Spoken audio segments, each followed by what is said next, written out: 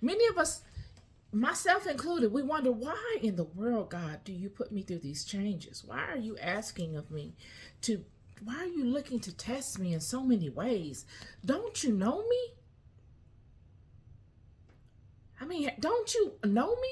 And I guess God is saying the tests are twofold. One is to strengthen you. They're trials that you must go through for you to know me, for you to really know me. I must send you on these journeys, these expeditions. You must come in contact with all kinds of people. You must be able to maneuver through all sorts of environments. Muddy water, clear water, all kinds of water. You must be able to swim within them all because you got to get through. And you must be able to hold on to what is necessary while going through these environments. And the more environments we go through, the more we know what is necessary and what isn't. We know how to move with the bare minimum. And then God says, on the other hand, I need to see how you move and maneuver. I need to see you in action. Because it's not the things that I've endowed you with that I'm questioning. It's the temperament you have when faced with the realities of life and then moving through those, all the while dealing with the wiles of the enemy. Because it is the enemy that turns you. I need to see where you're weak at, because that's where the enemy is going to attack you. And then I'm going to send you on a journey to strengthen that. And then while you're being strengthened in that, it's going to show me another aspect that needs to be strengthened, and so on, so that you are capable. But while we're going through them, friend, they look like we're being picked on. They just look like we can't get a break. They look frightening and fearful and confrontational and, unnecessary. But they are highly necessary. And they're supposed to be frightening.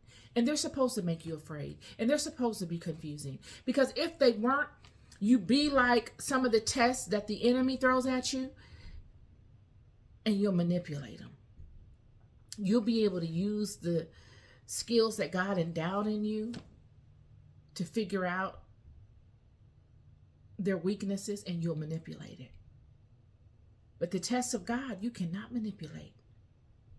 There's no way. I've searched them. Friend, if I could find a way to manipulate it, I would. I ain't gonna lie to you. I would save myself some time, and I would, because nobody wants to go through them. But the tests of God, you can't manipulate your way out of. You can't smile and bat an eyelash and all that kind of stuff. None of your weaponry works. None of it. You got to take the wig off and put it to the side. No nails. None of that. The test of God will break you down to your most dustiest. And you won't care. You won't. It'll break you down, and then it'll build you back up. And when you look at the story of Job, which is the book that I read out of and got this verse, you see one person going through such things. Job is a person that went through tremendous obstacles that God himself put upon Job by way of Satan. What do you do when God is the one that sends Satan after you, friend? What do you do? Who do you call when it's God that sent Satan after you? Who is going to come to your assistance when it was God that sent him? You have no choice than to man up. You don't have a choice. Yet Job could have been defiant. Job could have gotten angry with God and said, you know what? I'm not about to bow down to you no more. I'm mad at you. I'm going to go over here to Satan. But Job didn't do that. Job never betrayed his relationship with God. Job lost all of his children. He lost all of his wealth, all of everything. His wife shaved her hair bald. Wasn't it for money? I mean, he lost his health. People are coming upon Job and they're looking at him and they're saying, what in the world? What could you have done to have gotten you in this place? And Job is not able to put it on anything. He just has to take the attacks and the judgments. He can't even defend it. And if he does, they go back and forth with him and try to convince him otherwise.